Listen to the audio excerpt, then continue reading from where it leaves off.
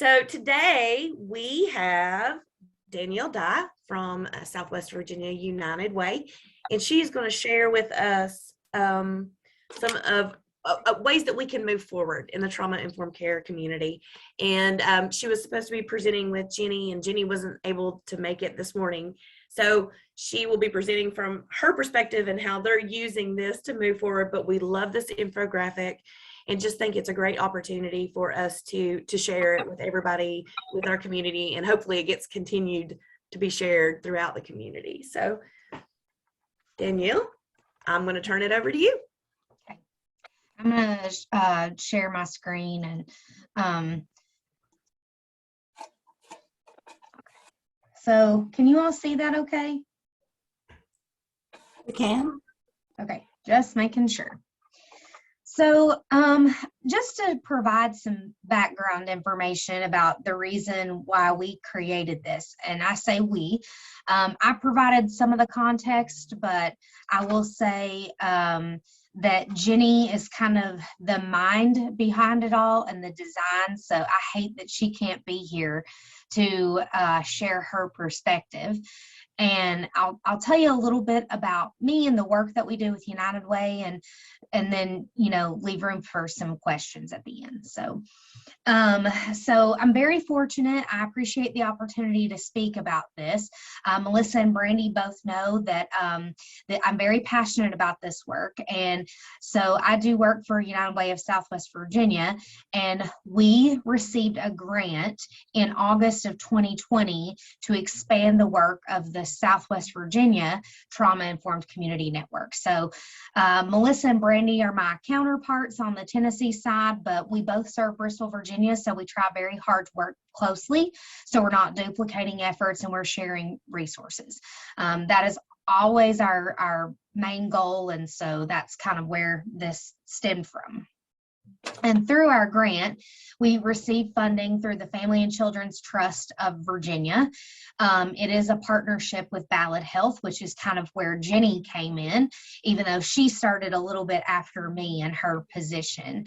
But one of our goals for our grant was to create a trauma-informed toolkit, something that allowed any sector of work to move from trauma-aware to trauma-informed or resilience focused from one end of the spectrum to the other, and they could take this document or materials and understand kind of the process of moving that work forward. And through our work with United Way, a lot of our initiatives have been centered around working with early childhood educators as well as school-based programs. And of course, Jenny's perspective is working with healthcare. And so that really allowed us the platform to create this toolkit and use it as a means to build capacity so that we are sharing our knowledge and showcasing what we can do. Because as you all know, with I'm just with the Northeast Tennessee Network and then the Southwest Virginia Trauma Network as well, we are a multi-sector collaborative. So we try to reach people from juvenile justice, law enforcement, faith-based sectors, health and healthcare, educators, community-based organizations, etc., just the same as Northeast Tennessee. So, but we'll jump right in, and I will share that, you know, Jenny definitely helped design this. Like I said, I put some of the verbiage narrative into it, but this is really her baby. But we did base this off the Missouri model, and once I'm finished with the presentation, I'll drop that link into the chat.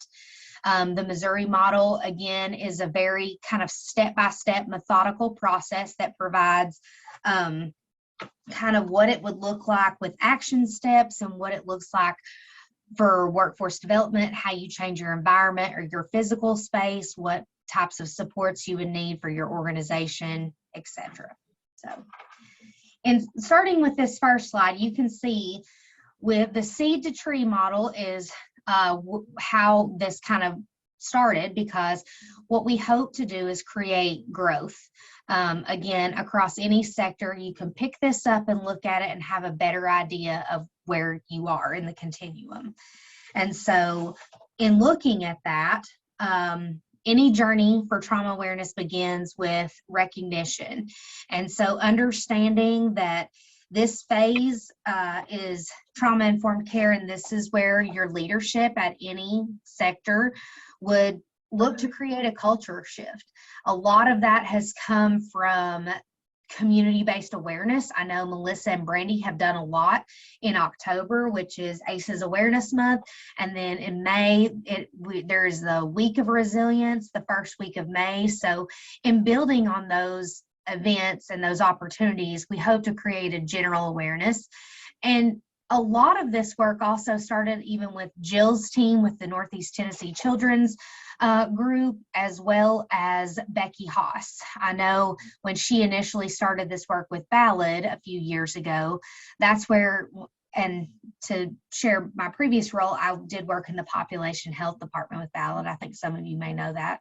But if you don't, that's kind of where I learned some of this work. And so when Miranda and I first started, that's where we learned of this. And Miranda probably knew of it through her counseling background, but I wasn't aware of this. And as a former educator, I wish I was. So it would have been a very helpful tool to make me a better teacher in the classroom. So in looking at the recognition and awareness, we hope to plant seeds with any organization or person, and you kind of create this need for trauma-informed care. You become a champion in your own right for your organization, for yourself, for your family, in creating a stronger, more resilient community. And then you hope that your organization, they need data to validate this. So with United Way, over this past summer, we started our Trauma-Informed Schools initiative. And through that, we are hoping to create a Trauma-Informed Schools designation. Tennessee does have a designation right now, and that was done through the Tennessee Department of Education. Since we are a community-based organization, we have a little bit different perspective, but we are also working with the Virginia Department of Education. And so we are hoping to utilize the designation to help build capacity for Southwest Virginia and become a model for the rest of the state. But through that data collection, you have to lay the framework of the understanding of your organization and their employees or their members, so that there's, I guess, an overall buy-in of trauma-informed care. So that's kind of where we are with that. And then when you move into that trauma aware, and now Brandy and Melissa, feel free to jump in, but we've been in the trauma aware, trauma sensitive arena for a while now. Our goal is to create a better understanding for our communities, but to help move them forward. We want everybody speaking the same language when it comes to trauma informed care. And with the pandemic, I think a lot of our work was postponed, or we lost a little bit of momentum when we weren't able to meet in person and move some of that work forward. So hopefully this toolkit can give you a means of a step-by-step process. And if you can't do it for your organization, maybe you can do it in your church, or maybe you can do it with a mom's group that you work with. I mean, there's lots of opportunities to move it forward. You just have to find your right niche. But for our trauma-informed schools, we are collecting data around each schools. We are working with 43 schools across 5 districts and creating some data around their trauma responsiveness approaches, as well as their school mental health quality supports. So in Virginia, there is the multi-tiered system of supports, which I believe is found in other states and other schools as well. But those level of supports, tier 1 is that kind of baseline level for students where all students receive those supports or services. So it could be any of the social emotional learning curriculum that's in place in each of the classrooms. It could be the fact that a school counselor provides various lessons based on grade to each student. And it could be the fact that we incorporate SEL guidelines or into our lesson plans for every grade as well. So it varies. But then Tier 2 is that one-on-one. If you've heard of Communities in Schools, they are a Tier 2 type of support where they provide some case management and individualized supports to students who are more at risk. And then Tier 3 are those individualized counseling type of services, working with students and families on a one-on-one basis to help meet their needs. So as we're moving into the trauma-sensitive approach, we want to look at opportunities to, again, a process of communication and information sharing. I think both Brandy and Melissa do a fabulous job of sharing information. They have fantastic speakers every time they meet. And so I try to model after them when we meet for the Southwest Virginia network, but we also try to information share. We're in the process right now of kind of creating a steering committee for our Southwest Virginia network, because that was also part of our grant. And that steering committee is going to help oversee some of our subcommittees. And again, modeling after Melissa and Brandy, they also have had subcommittees and doing some of that work as well. A dedicated work group is identified as trauma-informed change agents. Again, a lot of this work has been happening with both of our networks, but it's a process of how can you meet and how can you accomplish what you need to accomplish in a virtual setting, which can be hard sometimes. And so how do we continue? So for our Southwest Virginia Trauma Network, we have 3 subcommittees or work groups, and those work groups are centered around trauma awareness, sort of like a community engagement committee. How do you get the work out there and the information out there? So again, that everyone's speaking the same language. And then we have a data and outcomes committee, and then education work group. And education goes from early childhood education all the way up through higher ed. So we want to be change agents, so to speak, and infuse our trauma-informed care knowledge to other staff in our organizations. So this is where, for some groups, if you're in the trauma awareness phase, when you're looking to collect data, there's a survey that you can provide to your organization just to gather kind of where you are. And there are various surveys. Melissa and Brandy may know some specific that they have used to kind of rate or range where different organizations are. PACE's Connection also has several surveys that can be utilized in kind of measuring where an organization is. And so, and when you move into that trauma sensitive phase, you're working to build some infrastructure and build capacity. So once you planted the seed, you hope your seed grows. So you're taking the information and hoping to run with it, hoping that people kind of ride your coattails and kind of get on board with you as well. So that's kind of where a lot of organizations are, again, moving and teeter-tottering between trauma aware and trauma sensitive. And then change agents are empowered to call into question non-trauma informed policies and practices. Sometimes that does start with your HR, looking at your hiring policies, looking at your attendance policies. What does that look like? And how do we support our employees and meet them where they're at versus being punitive? How can we be restorative and helping understand, you know, it's not one and done. Sometimes there's a 3 strikes you're out type of policy, and some, not to get it wrong, some people do abuse it, but at the same time too, we have to also understand that people come from various backgrounds, and so we have to try to meet them. I know Brandy's face. We have to meet them where they're at. And we don't always ask the questions. HR probably doesn't. You know, what's your home life like? And trying to get to know a family. So it could be a single mom. If she's the only person in that household providing income, but she also has to pick up her sick kid. Sometimes we just need to be a little flexible.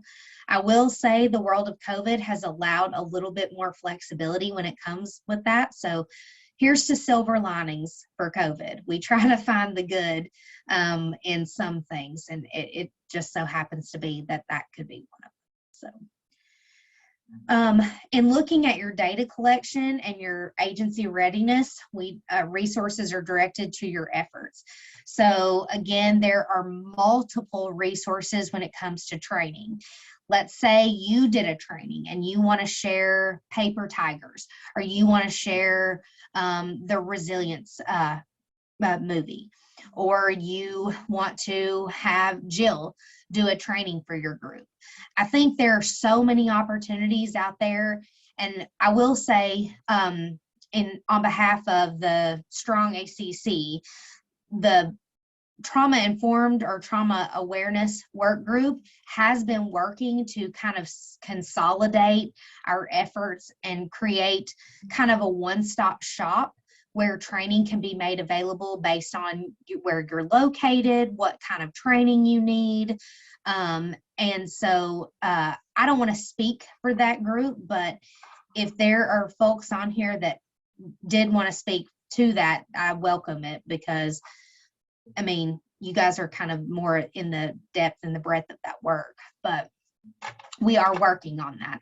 And that will be a resource that both myself, Melissa, and Brandy, as well as the Strong ACC, hope to share with other community service-based organizations, and then with at schools, workforce readiness groups, etc., so that we can meet your needs. A lot of this work starts from the top down. This is what we found with this school, and we had to get the buy-in of the superintendents before we could move this work forward. So until your leadership is invested in this work, it will not move forward. It is a great thought process for sure, but they have to see the value. What's the bottom line and what's their return on investment? How's it going to affect the income for the organization? What's it going to look like? Is it going to prevent so many employees from missing so much work?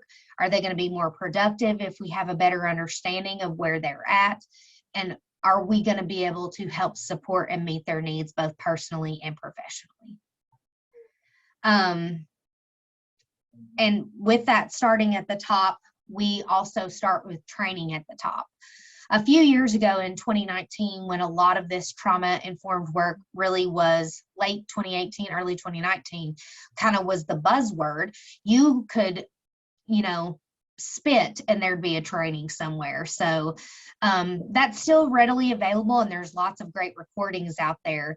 And amazingly, I know this probably wouldn't surprise you, but as many trainings as we have offered, we're still not singing the same tune a lot of the times.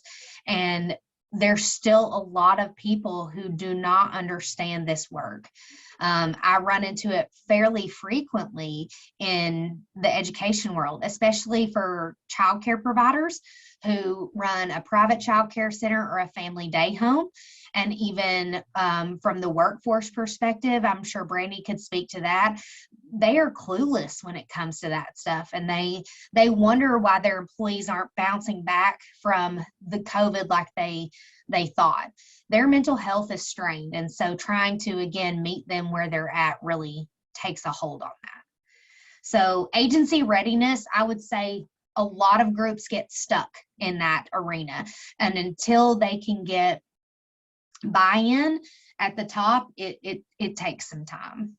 So, but through training, you build your foundational knowledge. And from the school perspective, when you do have those leaders and those champions, either at the individual school level and your superintendents, you find other champions within your school or within your organization who are ready to make those changes.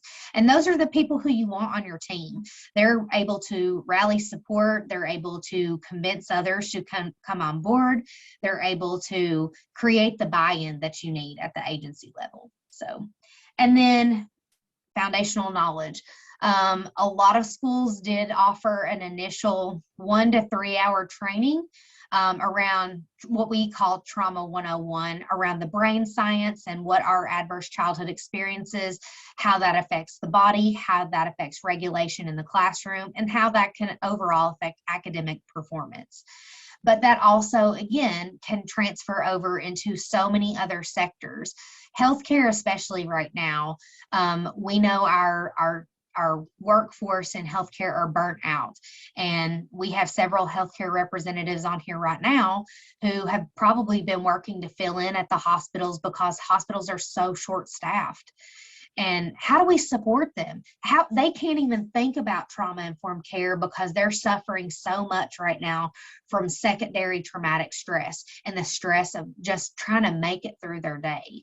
So I think that's something, again, we want to push trauma-informed care, but it has to be at the agency's readiness, and we can't force that. So once you move through that trauma-sensitive phase, again, you move more into trauma responsive, where you're gathering information. Are you reviewing your policies? Are you getting feedback from employees? Are you looking at the physical space of your environment? Is it friendly? Is it, for classrooms, a lot of classrooms have moved towards creating safe spaces in their classrooms, or cozy corners, calm down corners, they're called different things. But those calm down corners are used to help a child regulate. It gives them the 5 to 15 minutes of space that they need in that moment to take a breath. They can, I've seen a lot of videos where there's a timer or there's different activities that can be completed to give them that space. And it's okay for us to recognize we all need that sometimes. We all need to pull away, sit down, and just be separated for a moment. So in looking at that trauma responsiveness, how do we create a positive response to dealing with the negative things that we see in our jobs and in our community and in our schools? What does that look like? And I think that's where the whole idea of trauma-informed care really comes in, to build a greater perspective. That's when you really start to see growth. When people are buying in, they're seeing the changes being made, and there's opportunities there. You're working to create a plan. So gathering your information, you're creating plans, you're reviewing all your policies, changing wording, adopting new policies. Let's say your HR policies have more trauma sensitive language in them, and really reviewing that. And there are some great examples out there of those top policies. I keep saying PACE's Connection, but they do have a lot of those great resources on there. And if I would offer to say, if you needed help in reviewing those policies, I'm sure someone from this call or one of our teams could help provide some direction for you as well. And then as you move into the next portion, you're trauma informed and, like I said, resilience focused. You look to implement your new policies, you're onboarding new team members or staff in a trauma sensitive manner, so that there are overall changes and people really see the shift in perspective. You're speaking the trauma language. People get it, and they're moving that work forward. So, and then again, adopting policies and practices. So I'm going to click on the next slide so you see what all of that looks like. And this is more of the phases that we discussed with the Missouri model. Trauma aware, where you're planting seeds for organizational growth and creating the support. And then trauma sensitive, you're looking, as again, Jenny created this, so I'm speaking through Jenny, but you're hoping that your work is taking root and people are starting to listen and understand the need for change, and they need support. And again, this is where I say we spend a lot of time in this trauma sensitive phase. We get it and we understand the need for it, but you have to create more buy-in from that top down. And then moving towards trauma responsiveness, where your seeds have been planted, you're starting to see growth, people are buying into the work that you're doing.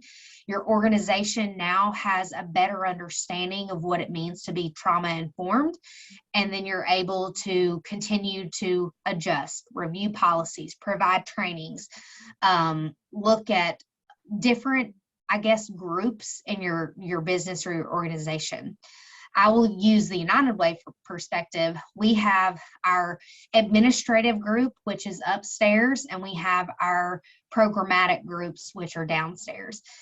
And surprisingly enough, we all have our flaws, and our I just call them upstairs and downstairs, which is very segregated, but our upstairs group doesn't get it sometimes. They get very much in the depth of their work, and that, like, I've got to get it done. We've got to enter the data. We've got to get the bills paid. We've got to apply for this grant. We've got to do this. But we don't step back and look at how this affects our own work and what that looks like. So we ourselves still have work to do too. And then at the end, you're moving towards that trauma-informed and resilience-focused type of work. And this is where we hope everybody ends up. We hope that everybody is continuing to review policies and practices. We hope that there's continued to be more trainings offered, more understanding in the community around the overall work that we do and what that looks like. And I will say it is a never-ending journey. You hope that you never get to a point where you're stagnant, because there's always room for improvement and always room for growth. And in using this seed to tree model, we see that annually. We prune our trees back. We cut things back in the fall so that in the spring, we hope that they're growing again and that they're coming up fresh. So I think we have to do that to ourselves as well. We have to continue to reevaluate our own policies and our own knowledge so that we're moving this work forward appropriately. This trauma aware, this gives you an idea of how you can break this down into different components or with action items. So when you're moving into that trauma aware phase, the agency commitment and endorsement, Jenny had shared that there's a workforce wellness program in place. Sometimes that's not, I think people often think, especially in a manufacturer or an employee type settings, Brandy, I know you're at a manufacturer today, don't let them hear me. But they associate those things with a cost. What is it going to cost me? And it doesn't always have to cost anything. I think we really miss the boat sometimes in thinking of the bottom line associated with money and fees versus looking at what we can change right now and today. So your leadership team, including administration and governance, has received information and training. We talked about that, and we talked about the reason why it has to start at the top. Services and service delivery, you're working with your community partners to also help them understand about trauma-informed care and what that looks like. And I think for everybody on this call, I don't think you'd be here if you didn't have some general awareness about trauma-informed care. So please know I understand I'm preaching to the choir. But then you look at your, again, physical space, your exits, your entrances, your faculty lounge. I say faculty because I associate a lot of this work with school, but your employee work, your space where you eat. So you hear and respond to safety concerns. Again, are we taking a punitive approach? Or are we trying to take more of a restorative approach? And then our foundational knowledge. As you are in that trauma aware phase, have you created the opportunity for your employees to have a training? Yes, they're available, but are you sharing that information? Are we advertising it? Are we even talking about what that means to be trauma informed? And then again, moving into the trauma sensitive phase, this will take you through each process, and there are lots of things that we could talk about, but they all go back to a champion team, those who can rally around your cause and your support and who are going to work to help make that change and put those processes in place. So, and also recognizing that we know there's room for growth, so listening to feedback is very important, because employees or members of your organization, your church, they'll be honest with you. I found that we, from the school perspective, we don't ever ask students what they think about things. And the building is designed to help support them. So we're not getting their own feedback. So one of the things that we have talked about as we're creating action plans and using the data that we've collected from our schools is creating school mental health teams comprised of students so that they can share with us what is going to be best fitting for other students and how that can help address their own knowledge. In looking again at the physical environment and safety, we're looking at opportunities to help change some things. What maybe you change the exit. I mean, obviously there's only so much you can change to physical buildings, but especially, and again, we are running into this, and you've heard this maybe even through the local news, with older school buildings, there's not a lot we can do right now, but there is hopefully some funding coming down to help support and renovate those old buildings. So I know that's in discussion right now with our General Assembly. As you're in that trauma sensitive phase, you're building that foundational knowledge. You're understanding the ACEs study. You're understanding the brain science behind trauma. You're understanding, this is really important because I think that sometimes we don't talk about this and because it can be uncomfortable, but issues of power and oppression related to the experience of trauma and historic and intergenerational trauma. We would be remiss if we did not think that the communities that we live in create trauma within themselves. We don't realize it sometimes if it doesn't affect us, but I think that that's where that shift in focus, and that's where we spend, again, so much time in this trauma sensitivity stage because we're not looking at the whole picture. So, and then looking at trauma in the workforce and secondary trauma, peer support, personal support, and then again, providing additional training for our supervisors to handle a mental health crisis.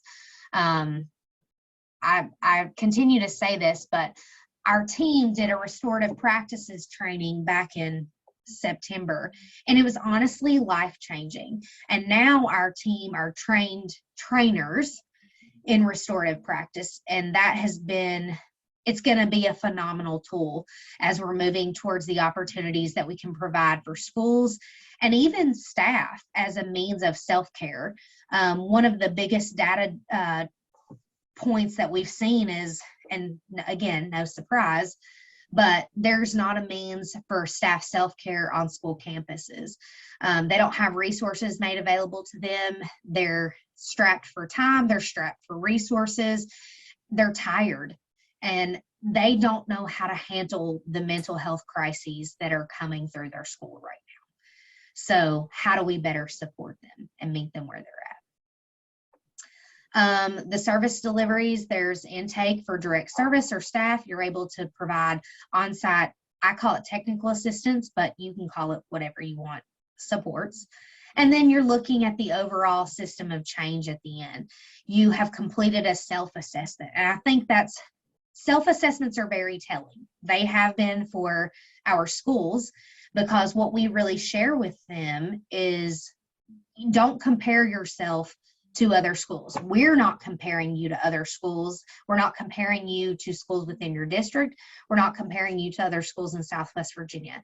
It is simply a tool of self-reflection to understand exactly where you are. So, and then moving into that trauma responsiveness where we hope we're seeing potential growth and overall change, more in-depth knowledge of what is trauma-informed care. Again, decisions are being made to change policies. I love this part. The agency budget reflects a commitment to trauma-informed care. We are advocating right now to work with our schools to put some components into their school budget as they're making plans and moving into this new school year.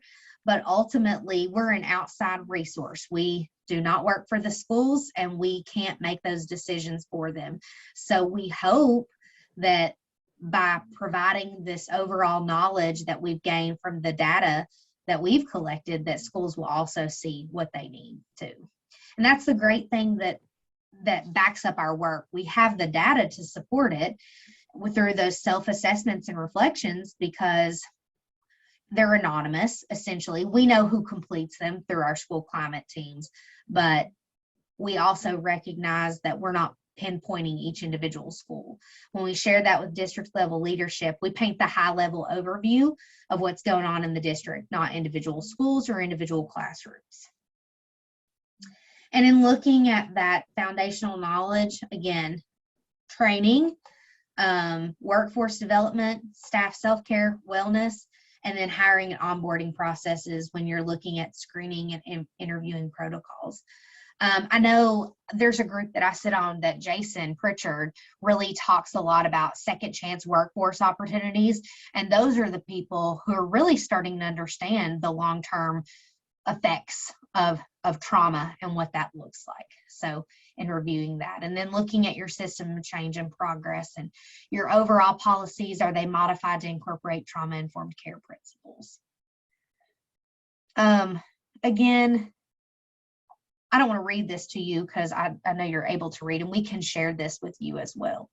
I think Brandy had put it in an email, or Jenny had shared it, but we can share this out. So, and then the last kind of trauma-informed resilience focus, where we have our full tree, where we fully bloomed and we kind of have that full knowledge. Organizations have made investments into trauma-informed policies and practices. They've created ongoing training opportunities, and that is something that we are hoping to create with the schools. Is part of their onboarding process will include what we deem Trauma 101, as well as some restorative practices trainings, because we hope that new teachers are getting this through their education program. I know that through ETSU, they definitely are, and there are opportunities to expand that work into our other education colleges or groups at other higher ed institutes as well. But looking at our hiring and onboarding practices, we can explain different policies. There's a full foundational knowledge by all staff members who are able to speak to trauma-informed care. We look at the awareness and the understanding, and then we also look to continue to educate our supervisors on changes and policies that they need to review. I think it maybe not need to be done annually, but self-assessments should be done at least every other year to see where growth has taken place and know what changes have been made, and then look to how can you continue to look at staff retention, absenteeism, staff engagement, family engagement. How are we supporting families in the workforce? And then the overall relationships that we develop. So that's all I've got. I've talked a lot. I'm sorry I went over my time, Brandy and Melissa, but if you all have questions, please don't hesitate to reach out. I'm happy to offer. And again, Jenny would hopefully share more of the healthcare perspective if she were here. So. Danielle, thank you so much. We, again, like I said earlier, when Melissa and I, well, you all shared this with us, we just thought it was a great opportunity to show steps to moving forward. So I really appreciate you going through the information with us today and sharing it with all of us. And if you don't mind to put your contact information in the chat, just in case anybody has any questions or wants to have a copy of it. I'm going to stop sharing, okay? Okay, thank you. Does anybody have any? Say one of the things that, sorry, I'm just going to, I know you're going to ask if anybody has questions. And I just wanted to say, you know, when Danielle was talking about there's no money to change buildings, or there's not a lot of ways to change buildings. One of the easiest things to do is reach out to somebody else in the network and have them do a walkthrough of your building and do a checklist of what little things can you change. Sometimes it's the lighting, sometimes it's the color, sometimes it's just being able to see the exit from points in the room. So, you know, there are people who will come and do a walkthrough who have been trained in trauma responsive care. So again, Brandy and I saw this and we were like, this is the closest thing to a checklist that our area has. And so Danielle and Jenny, thank you both so much for pulling this together. And as I said, it's so easily adaptable to any kind of sector that you're in. That makes it a little bit easier. And my focus is education, but it can be easily adapted to any group that you work with.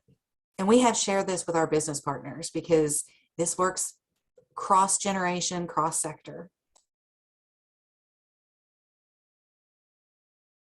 Absolutely. So does anybody have any questions about the infographic and or for Danielle specifically?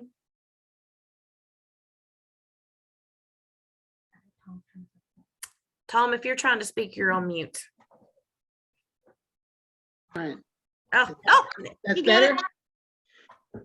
Danielle, my name is Tom Quickle, and you mentioned being in the choir. I haven't made it to the choir yet, so I have one question. Could you say something about the use of the word trauma? It seems so expansive when you were talking, and I guess it is expansive, but how would you sum it up for someone who's brand new like me? I would say probably, and I hate to use this word, but any traumatic event or situation that has created ongoing stress or caused maybe I don't want to say mental health crisis, but it can cause physical, social, emotional strain. It could be a car accident. And we talk a lot about ACEs, adverse childhood experiences, but a traumatic event does not have to happen in childhood. A divorce could be a traumatic event when you're in your 20s and 30s. It could be, like I said, a car accident. It could be COVID. COVID is a great example that has caused a lot of mental health strain for a lot of folks, and they don't know how to come back out of that. For moms, it could be postpartum disorder. That is a traumatic event. So I don't think we get caught up in the word trauma or childhood experiences, but it doesn't just happen in childhood. So to sum it up, I would say any event that has caused your body, your mind, your soul strain or post secondary traumatic stress. We're seeing a lot of that right now with schools and then counselors who kind of take that strain and that stress and trauma home with them when they hear about it. They can't get it out of their head and they think about it, and that causes additional stress on their own bodies and minds. But please feel free for anybody else. I'm not a professional counselor, so if there are other means to how you would say it or sum it up, I encourage it. Thank you. That's very helpful, Danielle. Thank you. And Tom, if you'll drop your contact information in the chat box, I think I may have some very informative items that I can send you about trauma and resilience and PACEs and those sorts of things that might catch you up, and you're already part of our community, but might get you caught up just a little bit more. Thank you. And now that I have a clearer understanding, yes, I am catching up. Yes. Awesome. Thank you. Okay, anybody else? Questions, comments? So I had a couple of things on the agenda today. The final feedback and the signing of the MOUs that went out to everybody. And I want to take a minute just to remind you that those MOUs are aligned with the Southwest Virginia Trauma-Informed Care Network and also with the Ballot Health goals for the regional approach in here as well. And if you need a copy of those, we can get you a copy of it. But I think it was sent out, Melissa, a couple last meeting. It was sent out before the holidays, and I will post a link to it in the chat box Oh, thank you. so that you all can access it. So if we could get those signed, you can sign it as a person, you can sign it as an organization, you can sign it as both, right? So just we just didn't make it up, right? It's been vetted through, again, the Southwest Virginia Trauma-Informed Care Network and also through Ballad. So any final feedback before you sign, that'd be awesome. And again, you can sign it personally or as an organization, as both. We just want to make sure that everybody's on board. And again, I think like Danielle and Brandy said in the beginning, what we're trying to do is create a regional web of support that if you are in Buchanan County or if you are in Greene County, you're going to hear the same thing. You're going to have people who have committed to the same thing. So it's going to be, no matter where you go in our region, you are finding the supports that you need, and you're finding it in the same way. So this is a step in that direction of creating that regional web of support and resilience building. Absolutely. And then next on our agenda, we have a review of some goals. And I will say, we have our shared goals and our measures in our Promise Network. If you should have access to it. Melissa, do you mind to put that in the chat as well, just in case anybody needs it?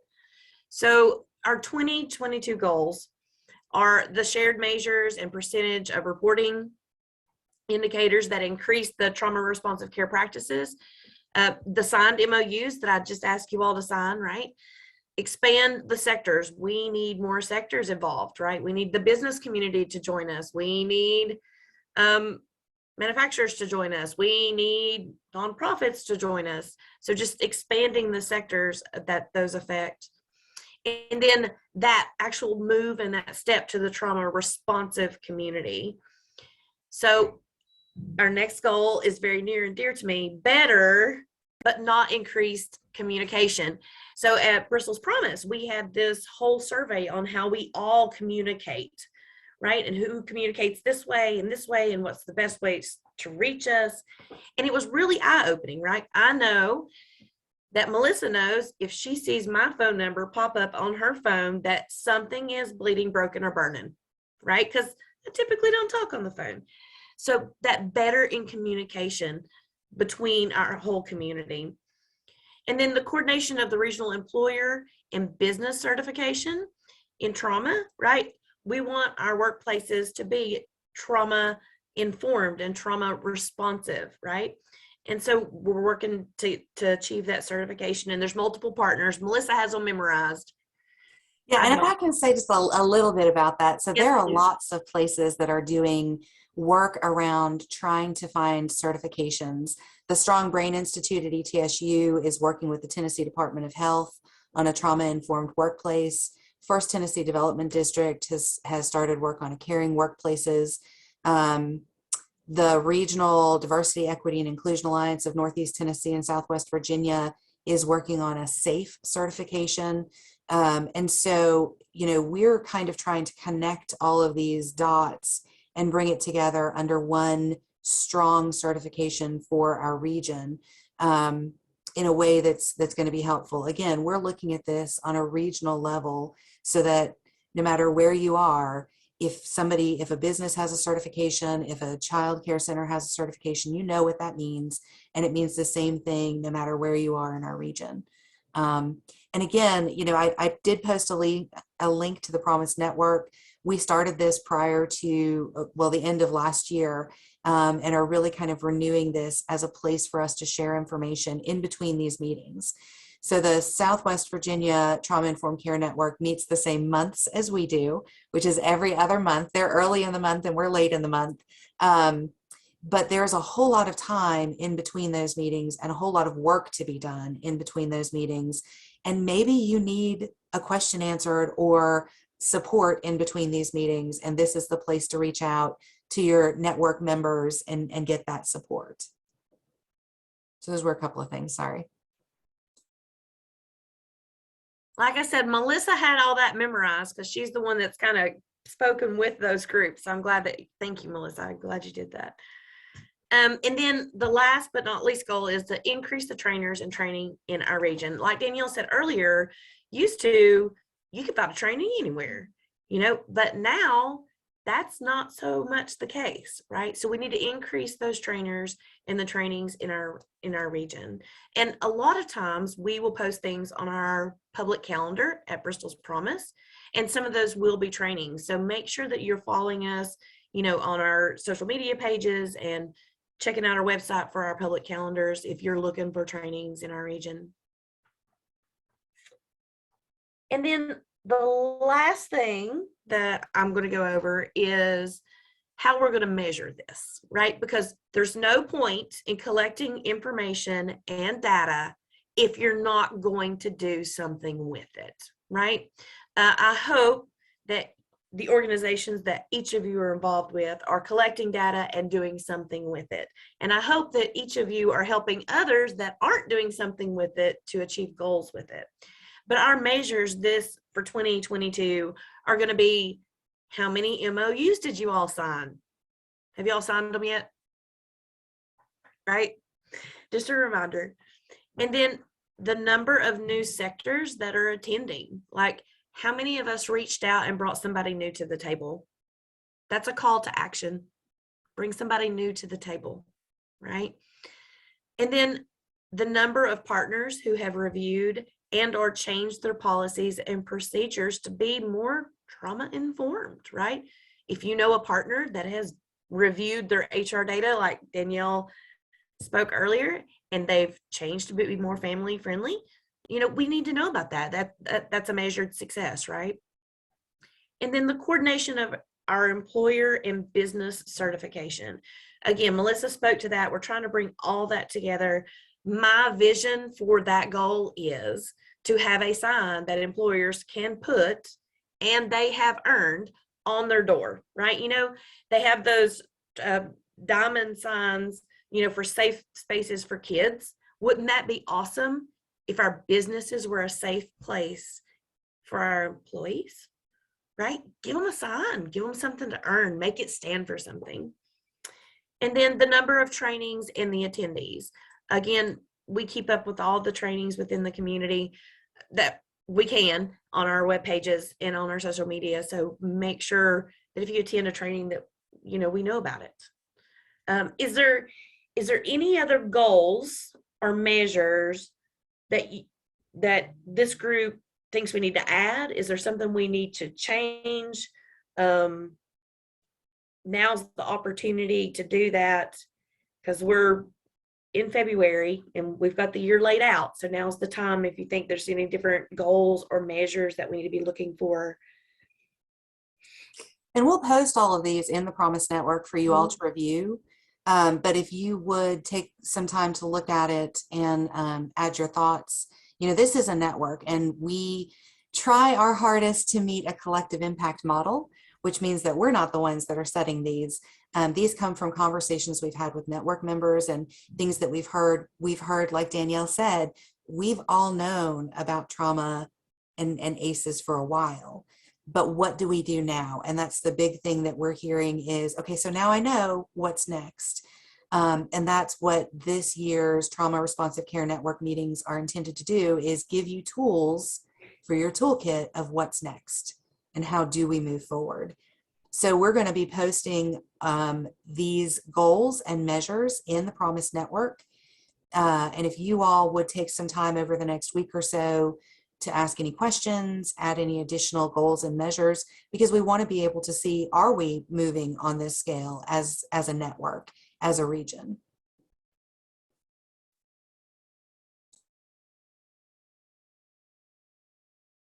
Crickets, guys, crickets.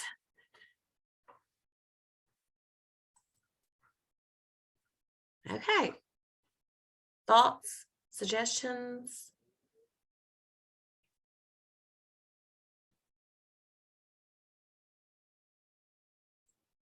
I'm just going to jump in again. Okay, I seriously, it's almost all I've got.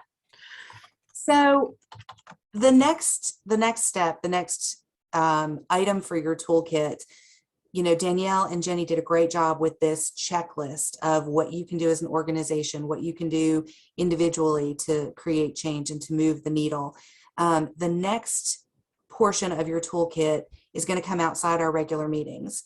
So the Tennessee Commission on Children and Youth did a fantastic series on collective impact. And I know some of you might have heard this term before and don't quite know how this fits in or what it means.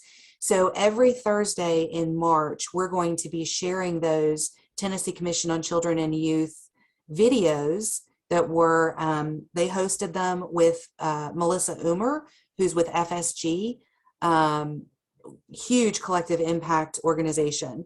And they're fantastic videos. So we're going to be sharing those videos and then having community discussion.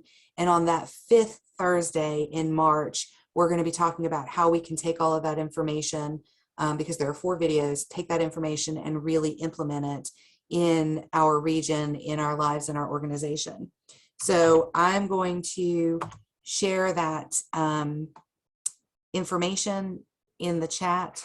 The other thing that I wanted to share is immediately following this meeting, there is a fantastic meeting that the Strong Brain Institute is doing. It's a resilience presentation series. And today at noon, they're going to be having Richard Kennedy, who's the executive director of the Tennessee Commission on Children and Youth, and Melissa McGee, who's fantastic. She's the Children's Mental Health Advocacy Director. And they're going to talk about public awareness strategies and community engagement that promotes that culture change. So that's very much what we've all kind of talked about wanting to do in the region. So I'm going to post that in the chat as well. And Wally, I think you're still on here, and Jill, if you all have anything to add about that.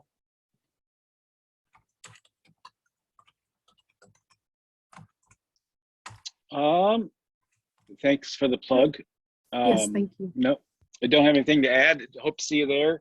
We're trying to run this series every month and have good and exciting speakers. So if you can show up today and be there for that, we have so far 193 registered attendees.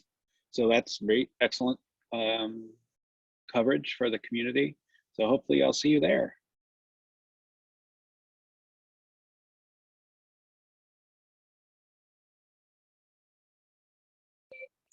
Okay, so I did try to register for that, but it's not giving us today's date. It's only given the date of March 3rd and on.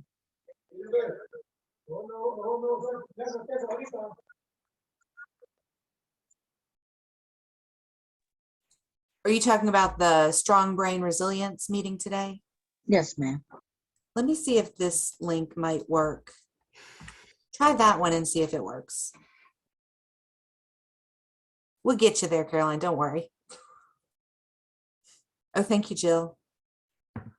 Thank you so much.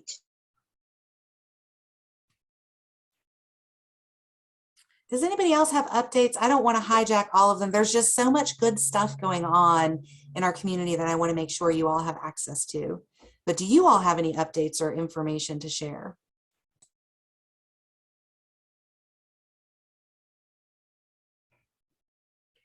It's like I'm playing a game of Quiet Mouse.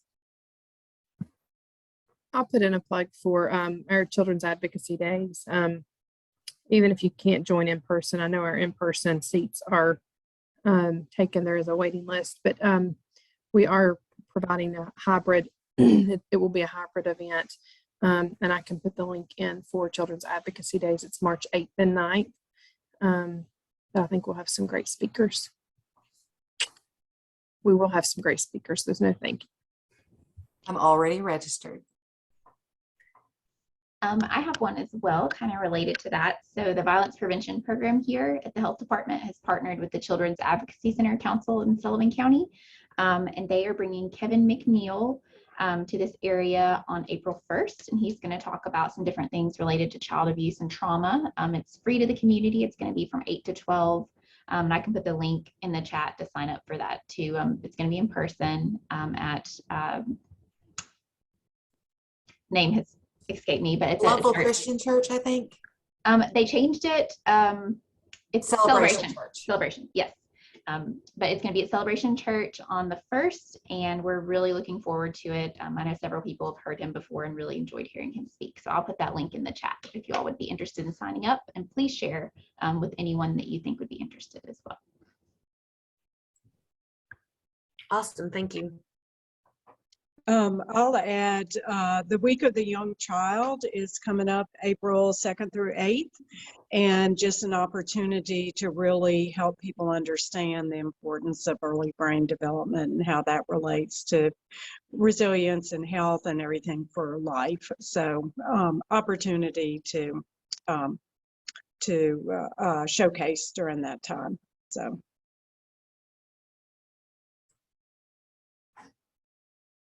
Great. I can share something. we are going to be able to have a voice in the Bristol Herald Courier on a weekly basis. And this is pretty exciting. It'll be a parenting column, but the idea is prevention, addressing ACEs, and all the good things that, all the work that we're doing. So to keep us in the paper, we need to make sure that we get good support and feedback on it. And if you have ideas, this will be a weekly Sunday column, ideas for it, please let me know. You can reach me at samantha@bristolspromise.org. But we're really excited, as this is a strategy to lift up all of our organizations, all the work we're doing. I hope to be doing some features on things like, I met yesterday with Strong Starts, all these groups that are doing great work in our community. So let me know. Also, we are launching the Prime Your Parenting campaign around the region with billboards, signs, stickers, cards. And if you have a place that you can give these out to parents to connect them, we are going to be doing referrals, or we are doing them at our weekly support group meeting on Thursday evening, so we can kind of talk to the parent and help them get connected to parenting resources. So those are two big things, all kind of part of our same Prime Your Parenting campaign that I would love for folks to help us get the word out. And one last thing is we're starting in March at Theater Bristol, a way for parents of very young children to get together and to connect on Saturday mornings. And we're going to be providing parenting resources to them and just like little entertainment for very young, but a way for that age level to connect. Thank you. Thank you, Samantha. I'll take some of those brochures, by the way, get some of those passed out. Does anybody else have anything they want to share? I'll share.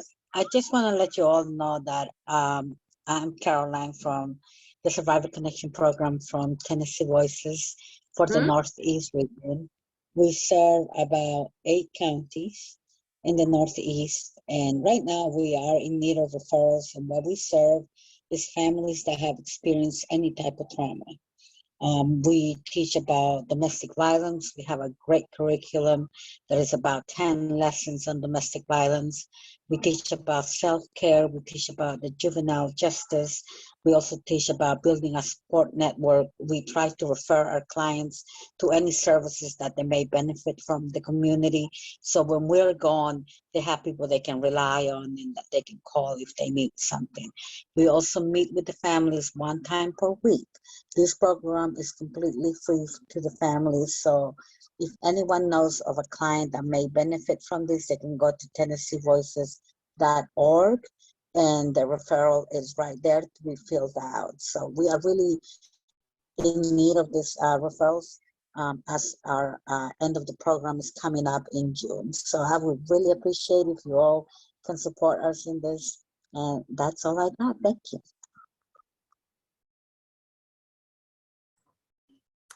Thank you, Carolyn. Thank you for all the work that you're doing as well. Thank you. And I do want to ask, is there any way that I could get all those links that you put in the chat through email? I'm actually on my cell phone, so I'm not able to access all of them. If you could do that for me, I would really appreciate it. We're going to add the recording and all of the links in the chat to the Promise Network. And I know you're on there, so you'll see that pop up in the next day or so. Try to make it easy for you. Thank you so much. Well, Danielle, thank you for your presentation today. Thank you for sharing information with us. I really appreciate it, and you did a great job. And I always look forward to seeing your smiling face. So I appreciate your information and the sharing today. And I appreciate each of you for being here. Thank you for all that you're doing in our communities. It is much appreciated, and there's much to do. I know we're tired, but we're gonna do it, right? We're gonna make the change. And so I appreciate each of you being here today. If I can ever be of help, let me know. Reach out. I'll put my contact information in the chat as well. And I hope y'all have a wonderful day.